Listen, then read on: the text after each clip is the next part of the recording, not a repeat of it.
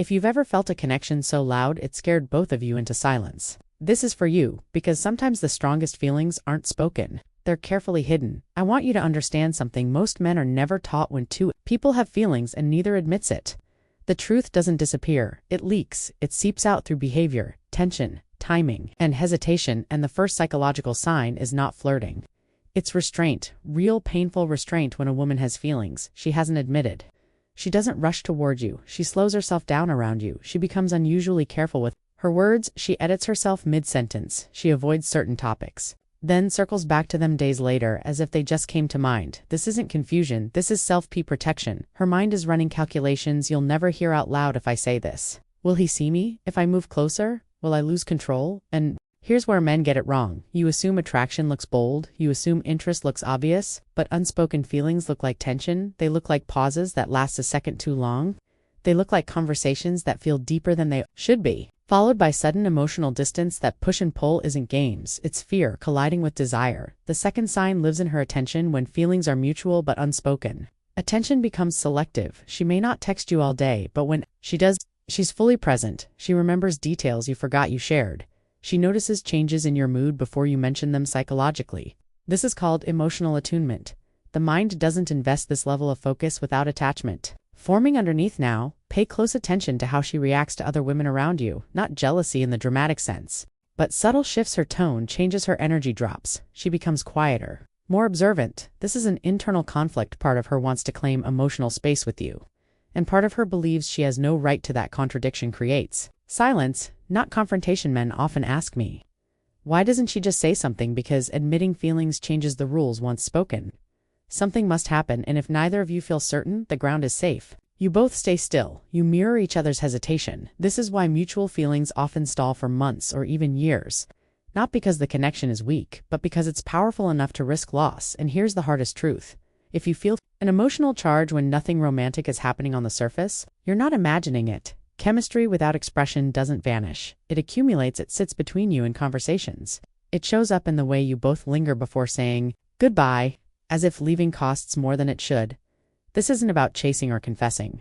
It's about awareness. When you recognize restraint, attunement, and unspoken tension, you're seeing the psychological fingerprints of mutual feeling, and once you see it clearly, you can never it. The appears in moments of emotional exposure, not romantic ones. When feelings are mutual but unspoken, vulnerability leaks out sideways. She may open up to you about fears, past disappointments, or moments of self-doubt that she doesn't share with others, not in a dramatic confession, but in quiet admissions slipped into ordinary conversation. This is her testing emotional safety without naming desire.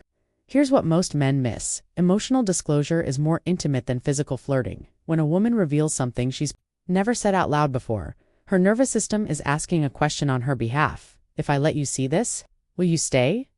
That question only gets asked when feelings already exist. Ills will notice something else. When you pull back emotionally, even unintentionally, she feels it immediately. Her behavior shifts. She may become more distant, more formal, or suddenly busier. This isn't manipulation, it's self-regulation.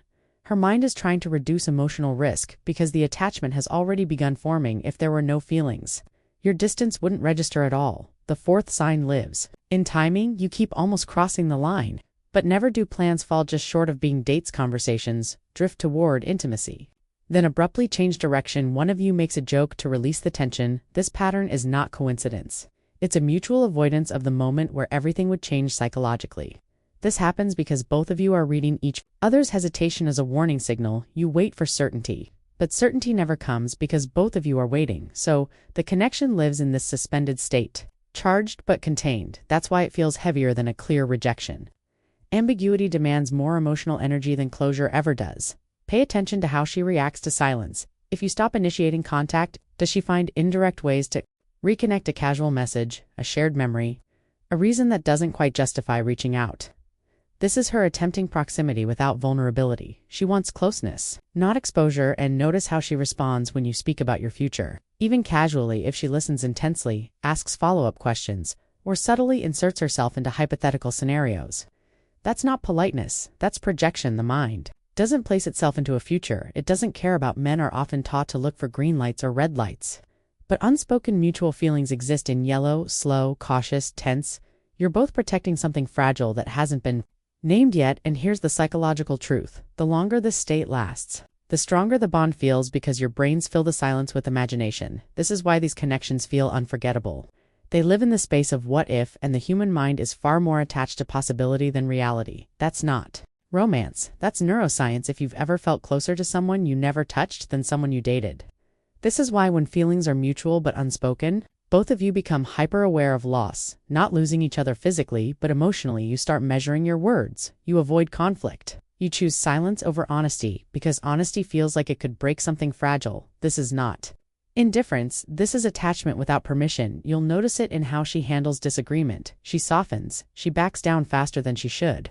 Or she goes quiet instead of pushing her point. That's not weakness. That's fear of rupture. When a woman has no emotional investment, she argues freely. When she cares deeply, she becomes careful because the bond suddenly matters more than being right. There's also a subtle mirroring that begins to happen. Your phrases start showing up in her speech. Your habits influence hers. Even your emotional rhythms begin to sync. This is called unconscious alignment. The brain does this when it feels psychologically close to someone. It's not a choice. It's a sign of bonding beneath awareness at the same time. There's a strange tension between closeness and distance. She may disappear for a while, then reappear with warmth. This isn't inconsistency. It's regulation. She's stepping back to calm feelings she doesn't feel allowed to have. Then she returns. When the distance becomes harder than the risk, men often interpret this as mixed signals. But mixed signals don't come from mixed feelings. They come from clear feelings colliding with fear. Fear of rejection. Fear of timing. Fear of changing a dynamic that already feels meaningful. And here's the part most men are never told. If you feel emotionally unsettled around her, if you replay conversations, if you wonder what she meant by small things, that's not you overthinking. That's resonance to nervous systems picking up on each other. You're both reacting to something that hasn't been acknowledged, and unacknowledged emotions don't resolve themselves. They linger. You may notice that she encourages your growth. She supports your goals. She wants you to become more. Even if she's not claiming a place beside you, that's not casual interest. That's emotional investment without entitlement. She cares about who you're becoming, not just how you make her feel. There's also an unspoken exclusivity. Not in rules, but in energy. Even if other people are present, the emotional gravity between you remains. Conversations with others feel flatter. The room feels different when one of you enters or leaves. This isn't fantasy. Humans are wired to detect emotional bonds long before they're labeled, and the reason this sign is so powerful is because it creates internal conflict for both of you. You're acting like something matters while telling yourselves nothing is happening. That contradiction creates emotional exhaustion. It's why these situations feel intense, confusing, and impossible to forget, because when two people feel something and deny it at the same time, the mind doesn't let go, it waits. Here is the truth that brings all of this together. The one most people realize too late: when feelings are mutual and unspoken, the connection doesn't fade quietly. It either transforms into honesty or it hardens into regret. And the mind knows this long before the mouth admits. If two may have noticed that when you imagine life without her, something tightens in your chest. Not panic, not drama, just a subtle sense of loss for something that was never officially yours. That sensation doesn't come from fantasy. It comes from emotional attachment that already formed. The brain doesn't mourn what never mattered. She feels this too. That's why there are moments where she looks at you differently, as if she's seeing a future and forcing herself to look away. That's why her warmth sometimes feels restrained, like she's holding herself just short of crossing a line she isn't. Unsure about her feelings, she's unsure about the consequences of admitting them. And here's the psychological paradox. The longer